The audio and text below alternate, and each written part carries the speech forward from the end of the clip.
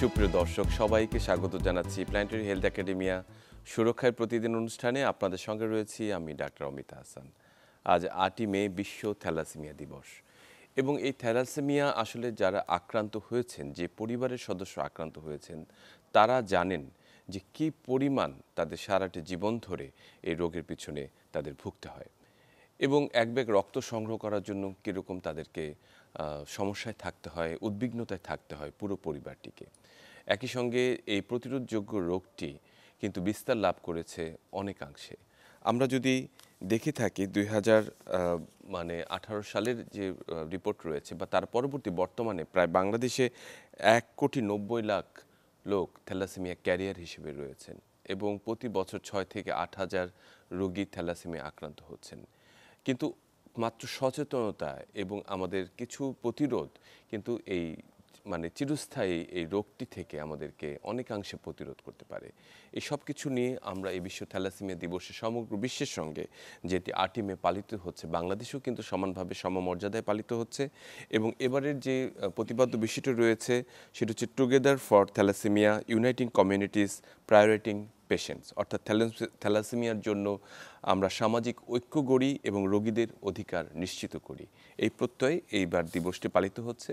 এই দিবসের সঙ্গে আজকের এই বিশেষ আলোচনায় আমাদের সঙ্গে স্টুডিওতে যুক্ত রয়েছেন প্রফেসর ডাক্তার এম এ খান, রক্তরোগ বিশেষজ্ঞ ও বোন ম্যারো ট্রান্সপ্লান্ট ফিজিশিয়ান, উপদেষ্টা বাংলাদেশ থ্যালাসেমিয়া সমিতি, সাবেক president haematology society of Bangladesh, সাবেক বিভাগীয় প্রধান হেমাটোলজি ও প্রতিষ্ঠাতা বোন BMT unit, Dhaka medical college হাসপাতাল। আপনাকে স্বাগত ডাক্তার খান আমাদের অনুষ্ঠানে। আমাদের সঙ্গে যুক্ত রয়েছেন doctor M A Matin, president Bangladesh thalassaemia সমিতি। আপনাকে স্বাগত আমাদের অনুষ্ঠানে। আমাদের সঙ্গে আরও একজন যুক্ত রয়েছেন সাফওয়ান খান সিয়াম, স্নাতক শিক্ষার্থী ও একজন থ্যালাসেমিয়া পেশেন্ট, আহসানুল্লাহ বিজ্ঞান ও প্রযুক্তি বিশ্ববিদ্যালয়ে পড়াশোনা করছেন। স্বাগত Siam. Thank you so much. এবং একই সঙ্গে এই আজকের এই বিশেষ দিবসে বাংলাদেশ থ্যালাসেমিয়া সমিতির সঙ্গে যারা এই দিবসটিকে আরও বেশি তাৎপর্যপূর্ণ করে তুলেছেন তার মধ্যে উল্লেখযোগ্য জেনফার বাংলাদেশ, তাদের সম্মিলিত প্রচেষ্টায় সমগ্র বাংলাদেশে বিশ্ব থ্যালাসেমিয়া দিবসটি খুব সুন্দরভাবে যথাযোগ্য মর্যাদায় পালিত হচ্ছে। আমরা আজকের আলোচনায় চলে আসি।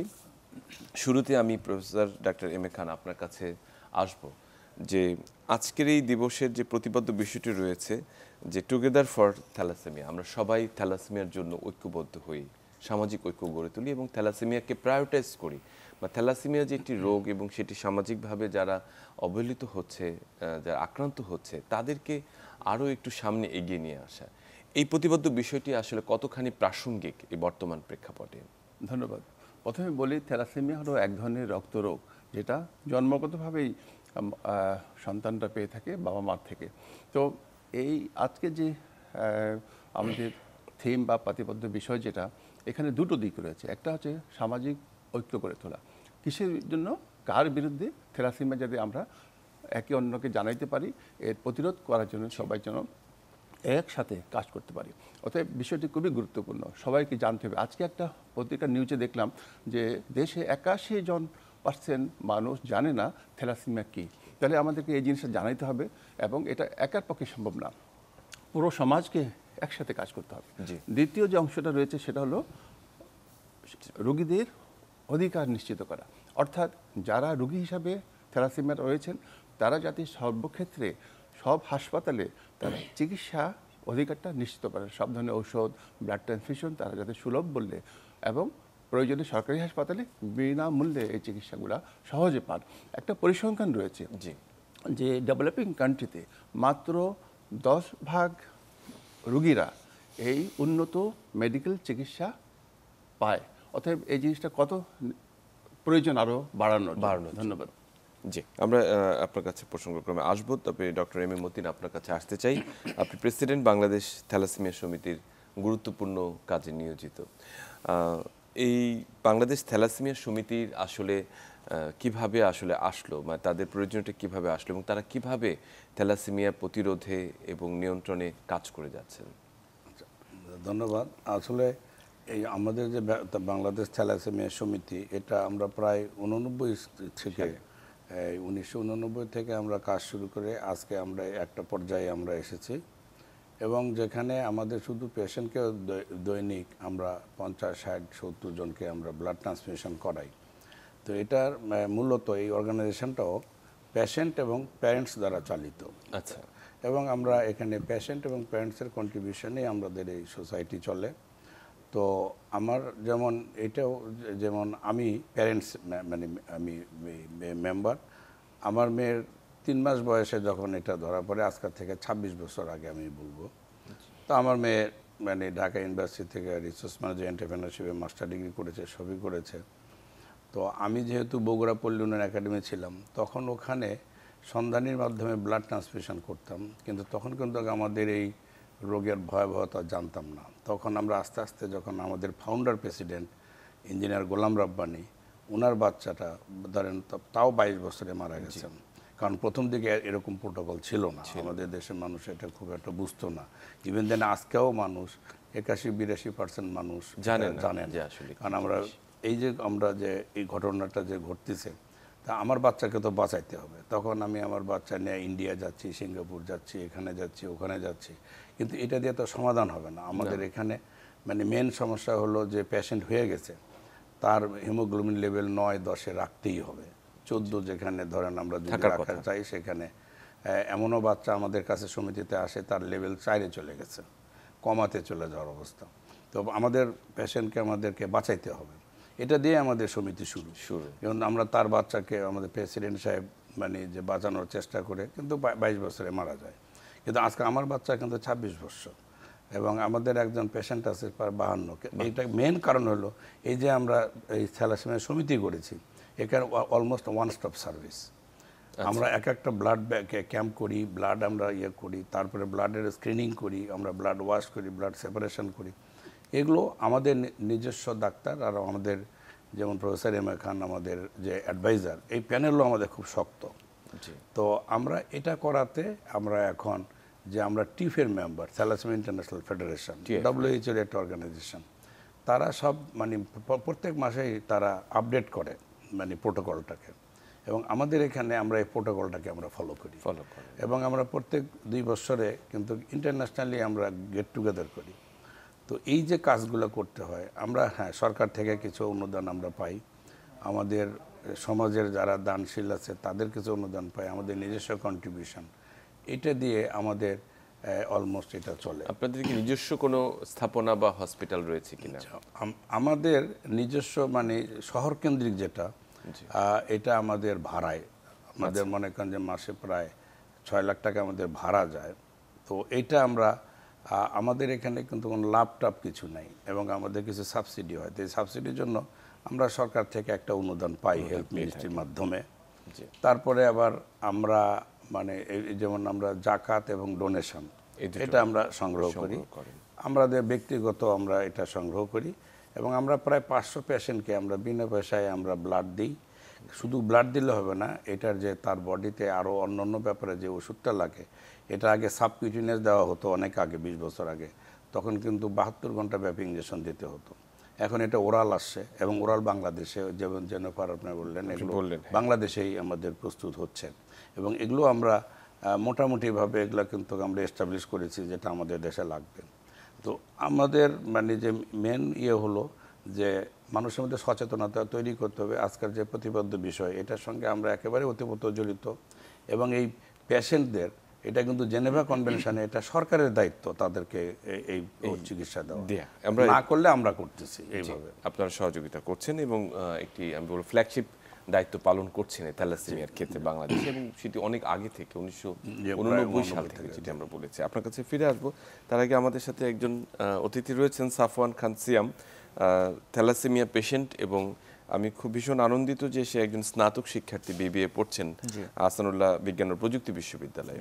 সাফওয়ান, তোমার জীবনে জার্নিটা আমরা শুনতে চাই, যে আসলে কিভাবে, কতদিন, কবে এই প্রথম রোগটি ধরা পড়লো, এবং তার পরবর্তী সময় আজকের এই জায়গাটি আসা পর্যন্ত কিভাবে আসলে ব্লাড ট্রান্সফিউশনের উপর নির্ভরশীল কিনা, কিভাবে কি হয়েছে? Thank you so much. আমি যখন আফটার মানে 6 মাস ছিলাম, তখন থেকে আমার ব্লাড ট্রান্সফিউশন স্টার্ট হয়। ব্লাড ট্রান্সফিউশন স্টার্ট হওয়ার আগে হচ্ছে আমার কিছু সিমটমস ধরা পড়ে, যেখানে তখন মানে থ্যালাসেমিয়াটা মানে মানুষের কাছে এত বেশি ফ্যামিলিয়ার ছিল না। তো আমার এক্সেসিভ ভমিটিং, ফিভার হয়, এরকম জ্বর হওয়ার কারণে তখন আব্বু আম্মু আর কি একটু চিন্তা পড়ে গেছে যে এটা কি হচ্ছে বা কেন। তো তখন যখন টেস্ট করানোর পরে তারা বলতেছে ওর মধ্যে হিমোগ্লোবিন লেভেলটা খুবই কম। এখন যেরকম আমাদের মেইন কনসার্নই হচ্ছে হিমোগ্লোবিন লেভেলটা যদি ভালো থাকে তাহলে হচ্ছে লাইফস্টাইল বা ডেইলি অ্যাক্টিভিটিসে আমরা একটু বেশি অ্যাক্টিভ থাকি। তো 6 মাস পরে যখন আমার টেস্ট করানো হয় থ্যালাসেমিয়া পেশেন্ট হিসেবে, তখন আব্বু আম্মু হসপিটালের ডক্টরদের সাথে কনসাল্ট করে তখন তারা বললো যে ওর মান্থলি হচ্ছে ব্লাড ট্রান্সফিউশন করতে হবে। তো অনেক কান্ট্রিজে যাওয়া হয়, আব্বু নিয়ে যায়, ইন্ডিয়াতে ট্রিটমেন্ট হয়, সিঙ্গাপুরে নিয়ে যাওয়া হয়, কিন্তু ওরকম কোনো ভালো মানে রেজাল্ট আসতেছে না। সো আলটিমেটলি আমার ওই 6 মাস থেকে এখন আমি Assam university of science and টেকনোলজির একটা student, 3rd year student. So এখন পর্যন্ত আমার ট্রান্সফিউশন দিয়ে যেতে হচ্ছে। এখন বয়স নিতে কত? হচ্ছে। এখন আমার এজ 23। 23। জি। আচ্ছা, সো এই ট্রান্সফিউশন আমার সেই ছোটবেলা থেকে এই পর্যন্ত মানে নিয়ে যাওয়া অলমোস্ট হচ্ছে। হ্যাঁ 22.5 বছর হ্যাঁ, হ্যাঁ। ধরে। হ্যাঁ, নিয়ে যাওয়া হচ্ছে। তখন এখন কি জিনিসটা হচ্ছে যে প্রত্যেক মাসে ছোটবেলায় ছিল যে মান্থলি 1 ব্যাগ নিতে হতো, কিন্তু যখন আমি বড় হচ্ছি এখন যেরকম আমার মান্থলি 3 ব্যাগ ব্লাড লাগতেছে। আচ্ছা। এটার কারণটা হচ্ছে ফিজিক্যাল অ্যাক্টিভিটিস যখন আমি বেশি ইনভলভ হয়ে যাই হ্যাঁ। বা আমার যখন বডিতে আমি বেশি পুশ করা স্টার্ট করি তখন হিমোগ্লোবিন লেভেলটা কমতে থাকে। কিন্তু এই আমি একটি চ্যালেঞ্জের কথা শুনতে চাই যে প্রতি মাসে 3 ব্যাগ রক্তের এই যোগানটি কিভাবে হয়, মানে এই ব্লাড গ্রুপটি কি তোমার? অনেস্টলি স্পিকিং এটা হচ্ছে ভালো মানে মানুষের সাথে কমিউনিকেশন থ্রুতে হয়। আর আমার যেরকম ফ্যামিলি মেম্বার্সরা অনেক সাপোর্টিভ, ফ্রেন্ডসরা অনেক সাপোর্টিভ। যদিও এখন আমি মানে ইউনিভার্সিটি বা কলেজ থেকেই সবার কাছে যে বলি না যে আমি থ্যালাসেমিয়া পেশেন্ট, বা হয়তো বা কেউ দেখলে বলে না যে তুমি একটা থ্যালাসেমিয়া পেশেন্ট। যখন আমি একটা যখন ডিউরেশন থাকে 15 দিন 1 মাসে, যেহেতু আমার 2 ব্যাগ ব্লাড নিতে হচ্ছে বা 3 ব্যাগ নিতে হচ্ছে, তখন আমি মনে হয় যে হ্যাঁ আমার এখন ব্লাড নিতে হবে, কারণ আমি সিক ফিল করতেছি। আমার তখন ফিজিক্যাল অ্যাক্টিভিটিস কমে যাচ্ছে, পড়ায় মন বসতেছে, মনোযোগটা কম, মানে যেই সব কাজে আমার মনোযোগটা বেশি বা যেটা আমি এনজয় করতেছি সেগুলো তো আমার বোর ফিল হচ্ছে, তখন আমার মনে হয় যে ব্লাড নিতে হবে। সো আমি তখন ডোনার খোঁজা শুরু করি, যে ফ্রেন্ডসদের ফোন দিই যে তোর কেউ ফ্রি আসুস তো আমাকে হেল্প করতে হবে, আমার একটা ডোনার লাগবে, এরকম করে। তারপর থ্যালাসেমিয়া সমিতিতে আমার অনেক ডক্টরস অনেক কোঅপারেটিভ, অনেক কমিউনিকেটিভ, তাদের থ্রুতে আমি বড় হয়েছি। সত্যি কথা বলতে তাদের ভালো ট্রিটমেন্টের কারণে আমি এই পর্যন্ত এই জার্নিটা একদম একটা মানে ফ্লুয়েন্ট একটা জার্নি করে আসতেছি। এত কমিউনিকেটিভ এবং অনেক ফ্রেন্ডলি ডক্টরস, তাদের কাছে যে বলতে হচ্ছে যে আমার এখন ডোনার দরকার, তো আমার এখন কি করা উচিত। সো ওইভাবেই করে ডোনাররা আসতেছে, ব্লাড দিয়ে যাচ্ছে। হসপিটাল থেকে আমি মাঝে যখন হয় এখন মান্থলি 3 ব্যাগ ব্লাড ম্যানেজ করা থেকে যে ডোনারগুলো আসতেছে সবসময় সবাই অ্যাভেলেবেল থাকে না, তো আমার ম্যানেজ করতে হচ্ছে। আমি হসপিটালে ফোন দিচ্ছি, তারাই আমাকে ম্যানেজ করে দিচ্ছে যে আচ্ছা ঠিক আছে আমরা ব্লাড যদি কালেক্ট করা হয় তখন তোমাকে দিব। তো এইটা করা হচ্ছে দেখেই আমি আজকে মানে এই জার্নিটা করতেছি। একেবারে মানে সেটি খুবই গুরুত্বপূর্ণ। ব্লাড গ্রুপটি কি গ্রুপ? আমার এ পজিটিভ। এ পজিটিভ, তাহলে এটা মোটামুটি অ্যাভেলেবেল একটু অ্যাভেলেবেল আছে। হ্যাঁ, আচ্ছা ঠিক আছে, আসবো। আমি আরো অনেক কথা শুনতে চাই সিএম এর কাছ থেকে, তবে তার আগে প্রফেসর ডক্টর এম এ খান, আমরা আমাদের একজন শিক্ষার্থী যিনি তার জীবনের এই জার্নিটি এখনো চলমান এবং প্রতি মাসে 3 ব্যাগ রক্ত নিয়ে তার জার্নিটি করছে। এই যে থ্যালাসেমিয়ার যে বিভিন্ন ভেরিয়েশন রয়েছে, কেউ ট্রান্সফিউশন ডিপেন্ডেন্ট, কারো হয়তো কোনো ওষুধে কাজ হচ্ছে, এবং ট্রান্সফিউশন নিলেও অন্যান্য যে চিকিৎসা প্রয়োজন। আমরা আসলে থ্যালাসেমিয়া সম্পর্কে আমার দর্শকদের জন্য একটু জানতে চাই, থ্যালাসেমিয়ার বেসিক কনসেপ্টটি কি জন্য আসলে এটি হচ্ছে, এবং এর পরিণতি বা আসলে কনসিকুয়েন্সগুলো কি হয় আসলে। প্রথমত বলি, থ্যালাসেমিয়া যেটা আগেই শুনেছেন যে এটা জন্মগত এবং বংশগত একটা রক্তরোগ।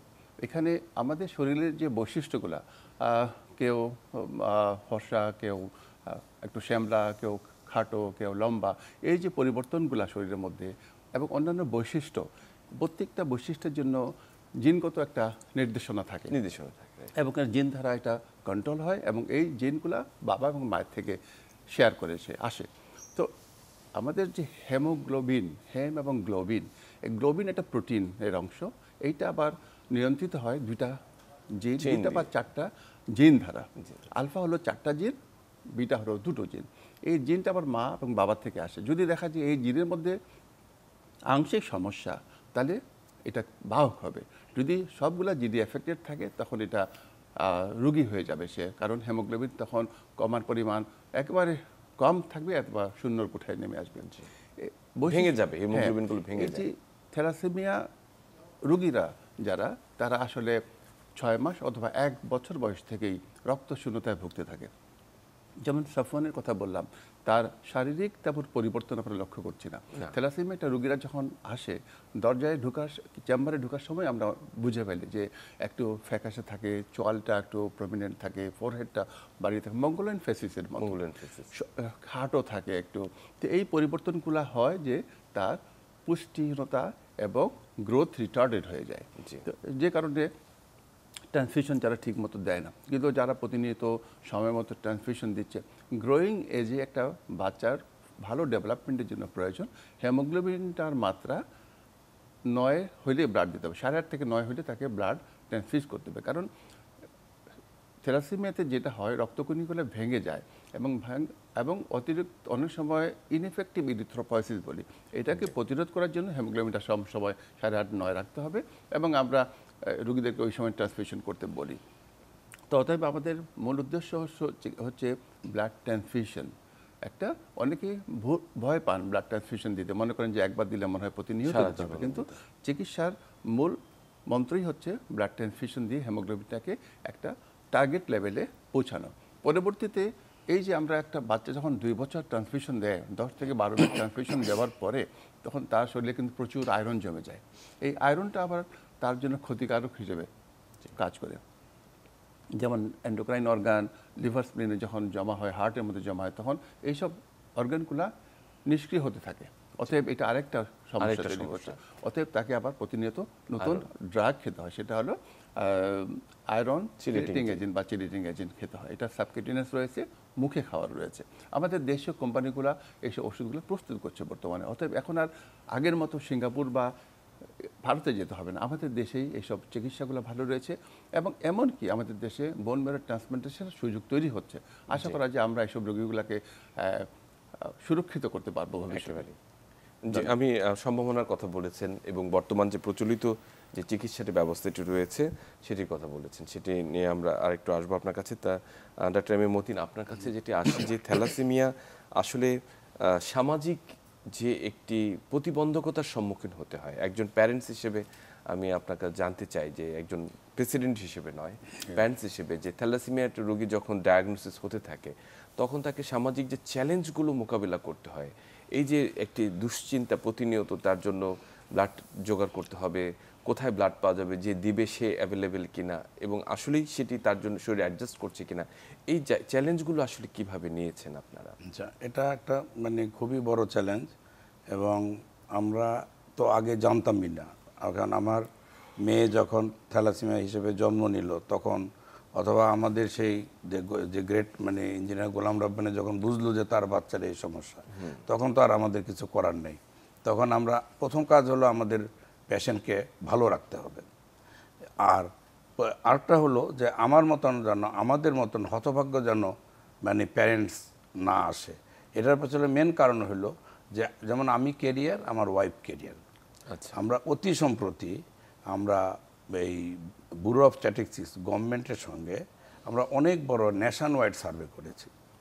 ন্যাশন ওয়াইড সার্ভে আমরা করলাম, আপনি চিন্তা করতে পারবেন না, গোটা বাংলাদেশ থেকে ব্লাড স্যাম্পল আমরা, র্যান্ডম স্যাম্পল আমরা নিয়ম মাফিক নিয়ে আসছি। এটাতে প্রায় অনেক ব্যয়ও হয়েছে, এবং আমরা এটা করে আমরা দেখতেছি যে আমাদের ক্যারিয়ার বাংলাদেশে 12%। আমরা এখানে 4 জন আছি, তার জনের মধ্যে আমাদের যদি আপনি র্যান্ডম যান তাহলে আপনি 12% ক্যারিয়ার।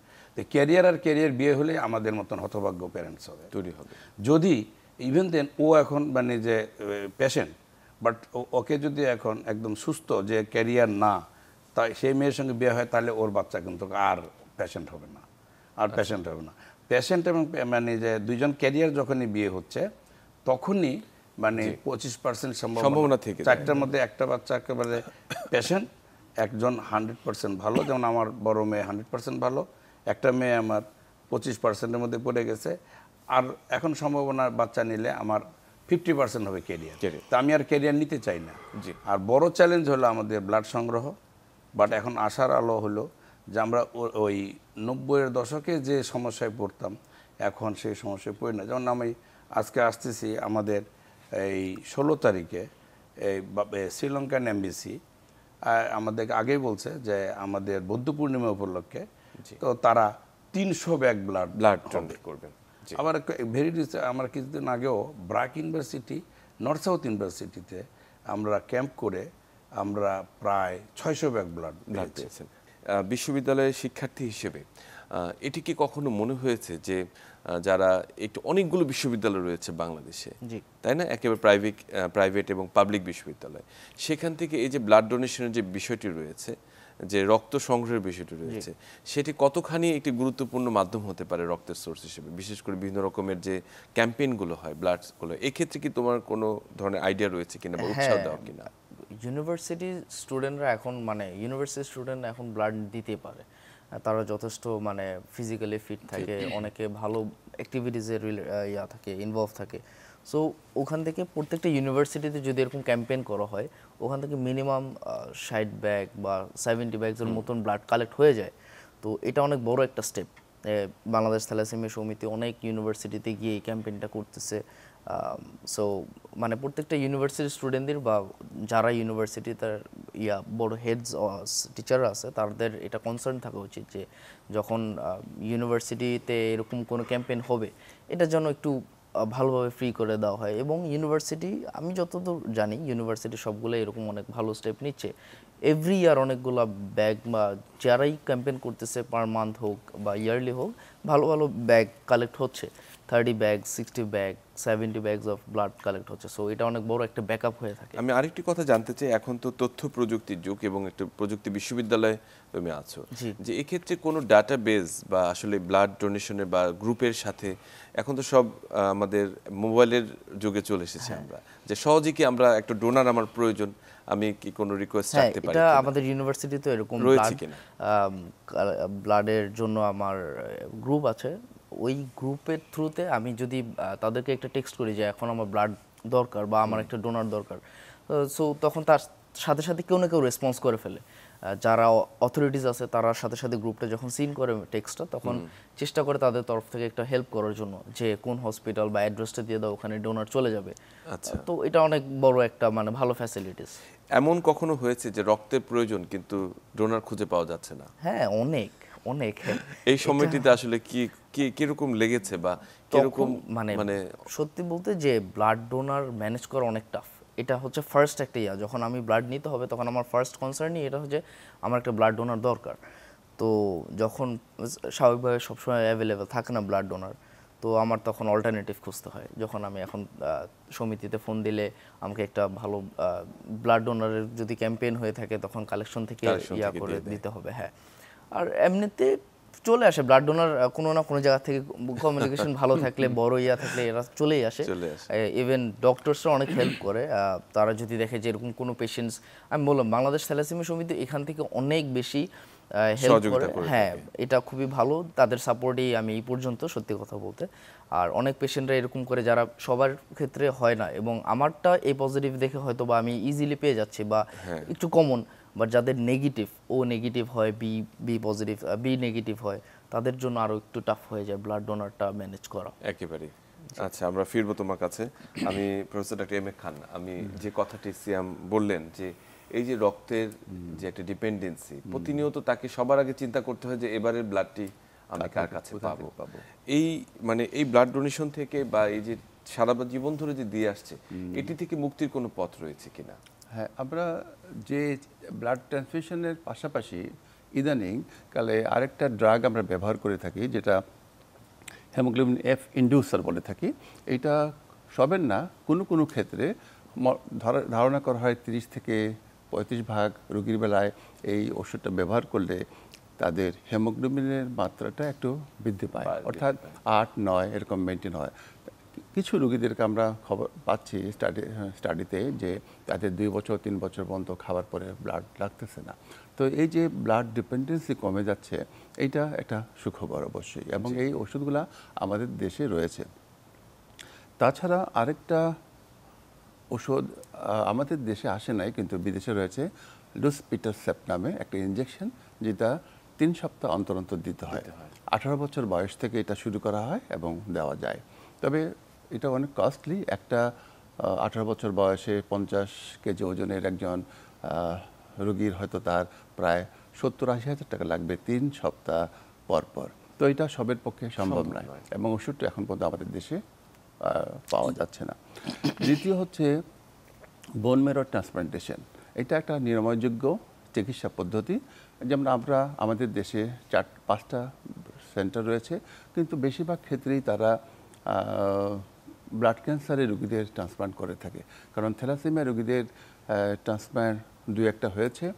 তো এই জন্য এদেরকে ব্যাপকভাবে যদি এই চিকিৎসাটা নিরাময়যোগ্য ট্রান্সপ্লান্টটা দিতে হয়, অ্যালোজেনিক বোন ম্যারো ট্রান্সপ্লান্টেশন, তাহলে আমাদেরকে ছোটোকাল থেকে একটা টার্গেট রাখতে হবে যে আয়রন চিলেশন, কয়েকটা ক্রাইটেরিয়া রয়েছে কাদেরকে ট্রান্সপ্লান্ট করতে পারবো। যারা যদি ঠিকমতো আয়রন চিলেশন করে, তাদের লিভার যদি অক্ষত থাকে, ভালো থাকে, তাহলে তাদেরকে ফলাফলটা ভালো আসবে। এই জন্য আমাদেরকে ট্রান্সপ্লান্ট সবের পক্ষে সম্ভব হয় না। আরও হলো আরেকটা সমস্যা হলো ডোনার পাওয়া যায় না, কারণ ফ্যামিলি ডোনার হলে ভালো। আর 7% 100 ভাগ মিলিত HLA টাইপিং যদি ডোনার হয়, তাহলে কিছু বিশেষ ক্ষেত্রে দেখা যাচ্ছে বেশিরভাগ ক্ষেত্রেই তাদের ডোনারের অভাব, ভাই বোন ফ্যামিলি ছোট, এবং আমাদের দেশে ন্যাশনাল কোনো ডোনার রেজিস্ট্রি নাই বিএমটির জন্য। তো এইসব সমস্যাগুলো আসলে বড় সমস্যা হয়ে দাঁড়ায়। একেবারেই ঠিক বলেছেন। পরে আমি প্রিভেনশন নিয়ে কিছু বলবো আর কি। অবশ্যই প্রিভেনশন নিয়ে তো আমরা অবশ্যই আসবো। ডক্টর এম এ মতিন, আমি আপনার কাছে আসি যে সিয়াম বললেন যে থ্যালাসেমিয়া সমিতি যেটি অনেকগুলো কাজ করেছে, এবং আমি আজকে দর্শকদের জানিয়ে রাখতে চাই আজকে একটি কোর পত্র প্রকাশিত হয়েছে বিশ্ব থ্যালাসেমিয়া দিবস উপলক্ষে, এবং সেটির বিশ্ব বাংলাদেশ থ্যালাসেমিয়া সমিতি এবং জেনফার বাংলাদেশ সেক্ষেত্রে গুরুত্বপূর্ণ ভূমিকা বা মুখ্য ভূমিকা পালন করেছে, যেটিতে আসলে আমাদের শীর্ষস্থানীয় স্বাস্থ্য ব্যবস্থার যারা রয়েছেন তাদের বাণী রয়েছে, এবং সেখানে জাতীয় নীতিমালা প্রসঙ্গে অনেকগুলো কথা রয়েছে, যে প্রসঙ্গে ডক্টর এম এ খানও সেখানে লিখেছেন। আমরা দেখতে পেয়েছি, আমার হাতেই রয়েছে সেই কোরপত্রটি। আশা করছি যে সেটি নিশ্চয়ই একটি দিক নির্দেশিকা হিসেবে কাজ করবে। আমি ডক্টর এম এ মতিন যে প্রসঙ্গটিতে আপনার কাছে আসলাম, যে সেটি হচ্ছে থ্যালাসেমিয়া সমিতি রক্ত ডোনেশনের জন্য একটি সুন্দর প্ল্যাটফর্ম হিসেবে কাজ করছে। বিশেষ করে রক্ত সংগ্রহ করছে, তারা সংরক্ষণ করছে, এবং যার প্রয়োজন তাকে দিচ্ছেন। আমার প্রশ্ন, যারা হয়তো আর্থিক সুরক্ষাটি যাদের রয়েছে তাদের জন্য হয়তো সেটি সমাধান করা সহজ, বিভিন্ন জায়গা থেকে ব্লাড তারা নিয়ে নিতে পারেন, কিন্তু বাংলাদেশের যে একটি প্রান্তিক জনগোষ্ঠীর, বিশাল একটি জনগোষ্ঠী রয়েছে 18 কোটি মানুষের, এবং তাতে বলেছেন যে এটা সংখ্যা কিন্তু কম নয়, 70 থেকে 80 হাজার পেশেন্ট রয়েছে। তো তাদের, বিশেষ করে যারা সুবিধা বঞ্চিত এবং আর্থিকভাবে যারা সুরক্ষিত নয়, তাদের এই ট্রান্সমিশনটি তো একটি জটিল ব্যাপার। তাদের ক্ষেত্রে আপনাদের সহায়ক ভূমিকাটি কি? আমাদের থ্যালাসেমিয়া সমিতি মূলত যে পেশেন্টকে বাঁচাইতে হবে, যেটা ডক্টর খান বললেন যে 9-এর মধ্যে হিমোগ্লোবিন রাখার চেষ্টা করতে হবে। 9-10 রাখতে পারলে অনেক পার্শ্ব প্রতিক্রিয়া কমে যায়, মানে সব কিছুই কমে আসে। এটা করার জন্য আমাদের ব্লাডের ডিমান্ড হয়। তো আমরা তো এখন খুব আশাবাদী, যেমন আমাদের মোবাইল ব্লাড মানে যে ব্যাংক, মানে ভ্যান আমরা যাই, যেমন টিএসসিতে দাঁড়ায়, তো মানে বিভিন্ন জায়গায় কবে কোথায় দাঁড়াচ্ছে সেইখানে মোবাইল ভ্যান, এবং আমাদের ভলেন্টিয়ার আছে, তারা স্টুডেন্ট, এবং সেখানে আমরা ব্লাড সংগ্রহ করি। আপনারা দেখেছেন যে বইমেলাতে আমাদের মোবাইল ব্লাড মানে ওখানে ডোনেশন করা হয়। বাণিজ্য মেলায় আমাদের মানে এটা করা হচ্ছে। প্লাস হলো যে যেমন বার্ন ইউনিটে তারা তাদের রেটটা লাগে না, তো তারা হোয়াইটটা নিয়ে আমাদেরকে ওই রেটটা আমরা নিয়ে আসি, অন্যান্য হসপিটাল থেকে এটা নিয়ে আসি। আবার যখন মানে যে তাদের যখন আমাদের সাদা অংশটা লাগতেছে, আমরা রেটটা রেখে তাদেরকে দিচ্ছি। এটাও একটা মোটামুটি এটা আমরা আস্তে আস্তে এই ডেভেলপমেন্টগুলো আমাদের হয়েছে।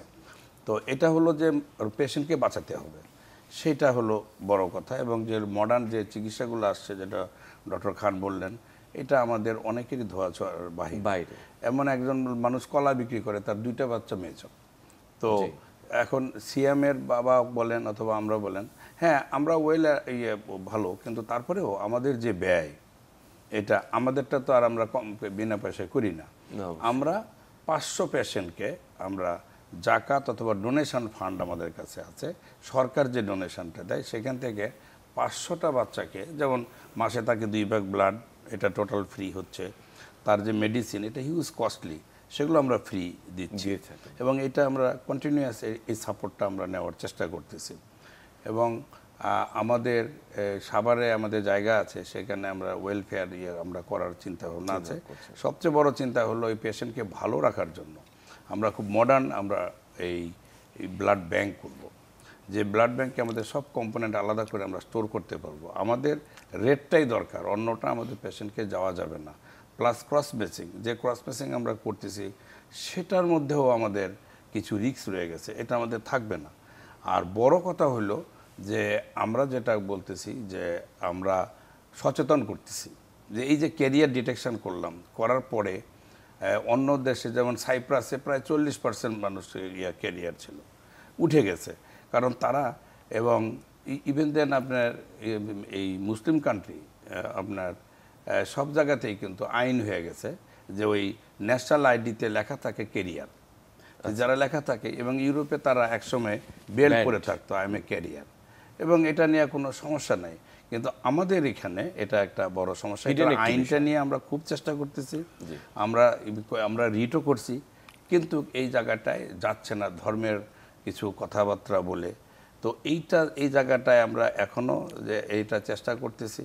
যেমন আমরা বিভিন্ন সময় যখন ব্লাড ক্যাম্প করি, সেখানে কিন্তু আমরা মানুষকে মোটিভেট করি একদম যে অবশ্যই বিয়ে পড়ানোর আগে ক্যারিয়ার করে এটা দেখা দরকার। আপনার এই কথাটি, এই প্রসঙ্গটি ভীষণ গুরুত্বপূর্ণ। আমি আসবো, আমি সিয়ামের কাছে একটু আসতে চাই যে একজন থ্যালাসেমিয়া মেজর পেশেন্ট হিসেবে কোনো সামাজিক কোনো প্রতিবন্ধকতা সহ্য করতে হয়েছে কিনা, মানে এমন হয়েছে স্কুলে খেলতে গিয়ে কোনো বা একসাথে বন্ধুদের সাথে কোনো ধরনের শিকার হতে হয়েছে কিনা উপেক্ষার, অথবা সহযোগিতা, দুটিও হতে পারে। একটি হচ্ছে সহযোগিতার হাত বাড়িয়ে দিয়েছে, আরেকটি হতে পারে যে না আলাদা করে দিয়েছে। তো সেই জায়গাগুলো আসলে বা আমি মানসিক যে জায়গাটি রয়েছে, যে স্বাস্থ্যটি রয়েছে, সেটির সুরক্ষা কতখানি প্রয়োজন বলে মনে করো? এটা অনেক বেশি আমি ফেস করছি ছোটবেলা থেকে, কারণ এই যে থ্যালাসেমিয়া পেশেন্টদের হাইট হয় অনেক সময় যে ঠিক মতো গ্রো হয় না, তারপর তারা মানে ভালো ফিজিক্যাল ফিটনেসটা পায় না, বা তাদের হিমোগ্লোবিনের ডেফিসিয়েন্সি হওয়ার কারণে তারা হচ্ছে হাইটটা নিয়ে একটু বেশি খেলতে পারে না, খেলায় অংশ নিতে পারে না। তো এরকম অনেক হয়েছে যে স্কুলের ক্লাসে ঢোকার পরে জিজ্ঞেস করতেছে যে তুমি কি এই ক্লাসে পড়তেছো, তুমি কি, যখন ক্লাস 10-এ ছিলাম তখন জিজ্ঞেস করতো যে তুমি কি ক্লাস 10-এ পড়ো।